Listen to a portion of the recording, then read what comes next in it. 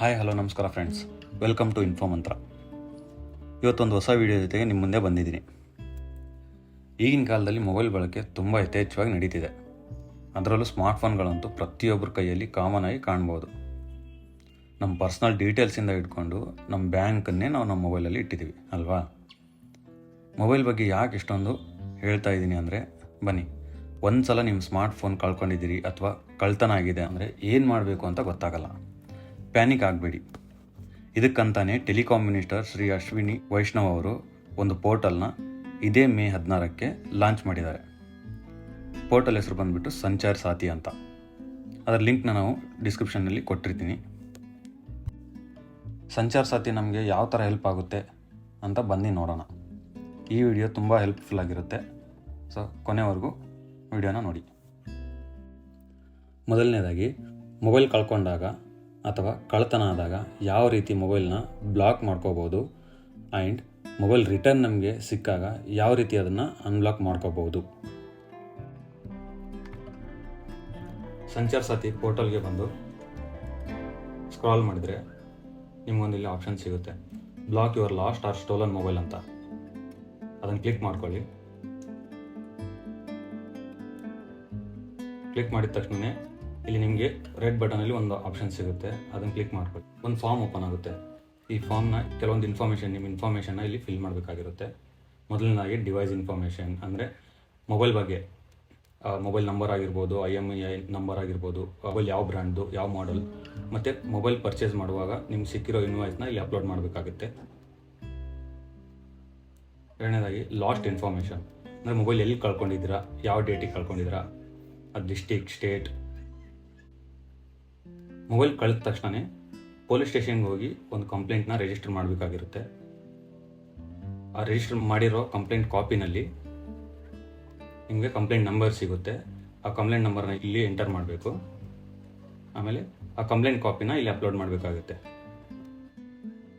ಮೂರನೇದಾಗಿ ಇಲ್ಲಿ ನಿಮ್ಮ ಪರ್ಸನಲ್ ಇನ್ಫಾರ್ಮೇಷನ್ನ ಎಂಟರ್ ಮಾಡಬೇಕಾಗಿರುತ್ತೆ. ನಿಮ್ಮ ಹೆಸರು ಆಗಿರ್ಬೋದು, ಐಡೆಂಟಿ ಪ್ರೂಫ್ ಆಗಿರ್ಬೋದು, ಅಡ್ರೆಸ್ ಆಗಿರ್ಬೋದು, ಇಮೇಲ್ ID, ಮೊಬೈಲ್ ನಂಬರ್ನ ಎಂಟ್ರಿ ಮಾಡಬೇಕು. ಸೊ ನಿಮಗೊಂದು OTP ಬರುತ್ತೆ.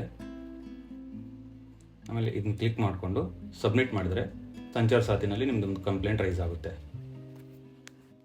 ಮೊಬೈಲ್ ಬ್ಲಾಕ್ ಮಾಡೋದ್ರಿಂದ ಏನಾಗುತ್ತೆ?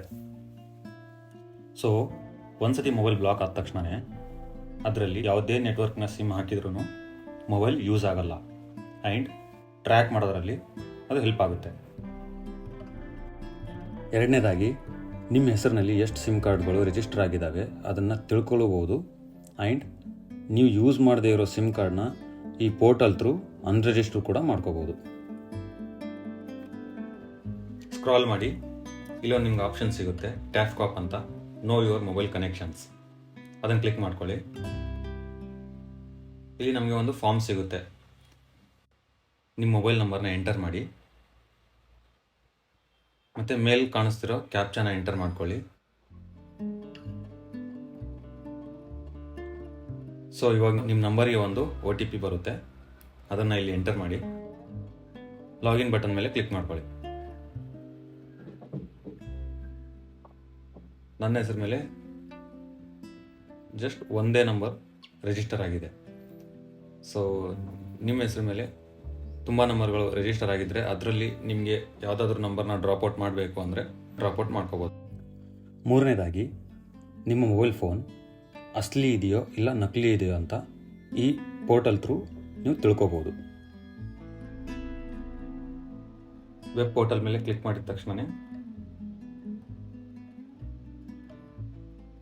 ನಮಗೆ ಒಂದು ಹೊಸ ಪೇಜ್ ಓಪನ್ ಆಗುತ್ತೆ. ಇದರಲ್ಲಿ ನಮ್ಮ ಮೊಬೈಲ್ ನಂಬರ್ನ ಎಂಟ್ರಿ ಮಾಡಬೇಕು. ಗೆಟ್ OTP ಅಂದರೆ ಮೊಬೈಲ್ ನಂಬರ್ಗೆ ಒಂದು OTP ಬರುತ್ತೆ, ಅದನ್ನು ಇಲ್ಲಿ ಎಂಟರ್ ಮಾಡಿ. ವೆರಿಫೈ OTP ಅಂದ ತಕ್ಷಣ ನೀವಿಲ್ಲಿ IMEI ನಂಬರ್ ಎಂಟರ್ ಮಾಡಬೇಕು.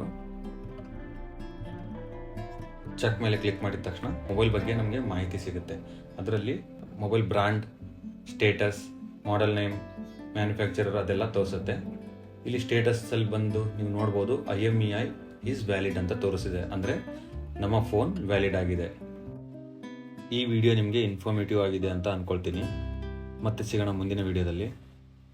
ಶೇರ್ ಮಾಡಿ, ಸಬ್ಸ್ಕ್ರೈಬ್ ಮಾಡ್ಕೊಳ್ಳೋದು ಮರಿಬೇಡಿ. ಜೈ ಹಿಂದ್, ಜೈ ಕರ್ನಾಟಕ ಮಾತೆ.